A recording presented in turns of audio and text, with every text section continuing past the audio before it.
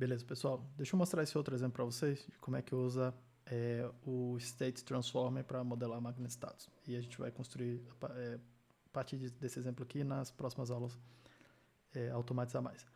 Mas a minha ideia é fazer um contador que conta tanto no sentido horário, incrementando esses estados aqui, quanto no sentido anti-horário, tá? Ele tem uma entrada de dados que recebe um caractere. Se o caractere for F, ele vai contando no sentido horário. Se o caractere for R, ele vai contando no sentido anti-horário. Se a entrada for qualquer caractere que não seja um desses dois, ele não conta, ele fica parado no mesmo estado, tá? E a saída dele vai depender só do estado atual, então a saída ser A, B, C ou D, a depender do estado, conforme está mostrado esse diagrama. Como é que fica isso no código, então? Eu defini o meu State Transformer para modelar essa capacidade de estado. Defini o meu functor, assim como a gente fez na aula, já mostro para vocês como é que a gente usa isso, tá? Para modificar essa máquina. Eu defini um tipo S maiúsculo para modelar aqueles estados possíveis da minha máquina. É bastante comum a gente fazer isso. Defini uma função next que pega e anda para frente na lista, tá? Então, a única coisa que ela está fazendo é calcular o sucessor, né? O sucessor do S0 é o S1, assim por diante. A única coisa especial aqui é que o sucessor do S3 é o S0. Repare que isso aqui é uma função combinacional, não tem memória. Defini ainda uma função previous aqui, prev, que calcula o antecessor, tá? A única coisa que eu vou, como se eu estivesse contando para trás, tá?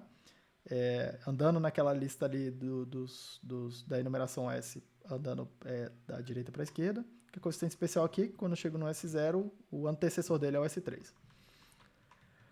Eu defini ainda, por fim, uma função que vai mapear cada um desses estados na saída corrente exponente da máquina, conforme está no diagrama. Tá? Então, para cada estado, eu disse qual que é a saída da máquina. E aqui eu digo como é que é a lógica da máquina. A lógica agora, de fato, do diagrama, onde eu vou descrever, de fato, aquele diagrama ali. Tá? Então, counter é o nome dessa máquina, tem uma entrada C, uma entrada que recebe um caractere. Ela tem que produzir um state transform. Então, eu usei o construtor desse state transform. Dentro dele, eu tenho que botar uma função de S, o estado atual, que me mapeia para a saída. E aí, eu usei essa função out para pegar o estado e calcular a saída. E calcular do lado de cá para botar o próximo estado. Então, eu escrevi uma outra função, uma função de próximo estado, uma next state function, que está definida aqui embaixo. Tá? Então, o que ela faz? Ela olha aquele caractere C, que está chegando na entrada de dados da máquina. Se for F, o próximo estado é o próximo da lista, da lista S. Eu uso aquele next. Se o caractere for R, o próximo estado é o antecessor daquela lista. Tá? Usei aquela função previous. Beleza? E caso contrário, se qualquer outra coisa, a minha máquina mantém no estado atual dela. Tá? Eu não altero o estado. Então, deixa eu rodar aqui. Então, para executar essa máquina, a gente tem disponível essa função app ou apply, que está definida junto do tipo de dado ST lá atrás. Tá? Então, apply, ela recebe como primeiro argumento um ST, né? Um state transform. Eu vou usar o meu counter. Mas repara ali na assinatura do meu counter que ele precisa de um char, ele precisa receber já a entrada para gerar o ST, né? Então, eu vou passar uma entrada para ele, o caractere F. E eu preciso dizer qual que é o estado atual da máquina. Então, o que essa linha está dizendo para mim é o seguinte. Pega essa máquina counter, o estado atual dela é S0, passa para ela a entrada F, na entrada de dados dela, e executa um passo da máquina. Tá? Se ela está no estado S0, a saída tem que ser A, e o próximo estado é S1, que é o que está dito lá no diagrama. Tá? Então, se eu pegar agora o estado S1 da máquina, passa para ela esse mesmo entrada F. Tá? Então, ela deve contar para frente. Se ela está no estado S1, a saída é B, e o próximo estado é S2. Se ela está no estado S2, vou passar agora aqui para ela a entrada R, tá? Para ela contar para trás. Se ela está no estado S2, a saída deve ser C, e o próximo estado é o S1. E aí, por fim, para exemplificar aqui, ela agora está no estado S1, estou pegando sempre o estado que ela gerou, né, como próximo. O estado atual dela agora é S1, vou passar o caractere X. Tá? Se ela está no estado S1, a saída tem que ser B, é o que está no diagrama, e o próximo estado é o próprio S1. Simples assim, tá? E o functor, o que ele vai me permitir fazer? Ele vai me permitir fazer a seguinte construção.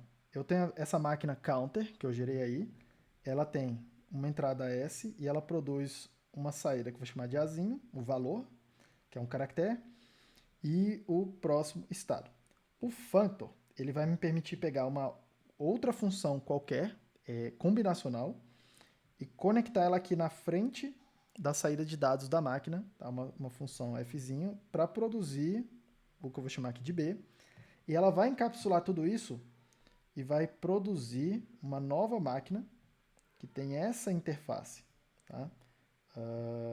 Ela tem uma entrada S, que é o estado da máquina. A saída agora dela é construída pelo processamento da saída da primeira máquina, só que eu vou transformar ele com aquela função f, e o próximo estado é o próximo estado que a máquina azul gerou. Tá? Como exemplo, eu vou usar uma função que está nesse pacote data.char, que chama ord, que pega um char e transforma ele num inteiro. Tá?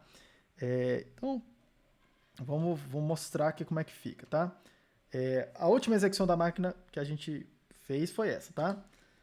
A máquina, se ela estiver no estado S1 e receber o caractere X na entrada, ela produz B, que ela está no estado S1, e o próximo estado é o S1.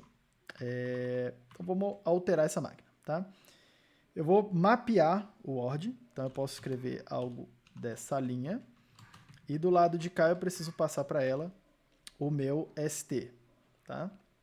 Eu preciso botar esses parênteses aqui para poder arrumar, para a tipagem ficar correta. Mas o que eu estou falando então é o seguinte: pega a minha máquina counter, passa para ela um X, tá? A entrada X, ela está começando no estado S1, e eu estou construindo a partir desse counter X uma outra máquina que pega o resultado da primeira e usa essa função ORD para gerar uma nova máquina. Tá?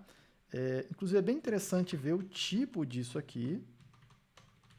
O tipo disso aqui, que é ST-SINT. É uma outra máquina de estados, como a gente estava produzindo. Tá?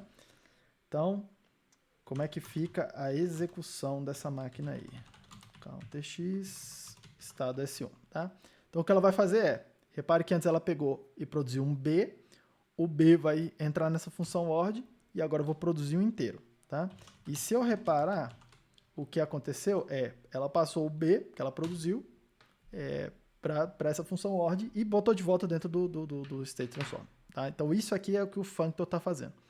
O que o functor não faz? Ele não me permite ainda fazer essas execuções sucessivas de pegar o estado que a máquina produziu aqui, né? Por exemplo, esse S1, e automaticamente passar na próxima execução da máquina. É algo que eu estou fazendo manualmente aqui ainda.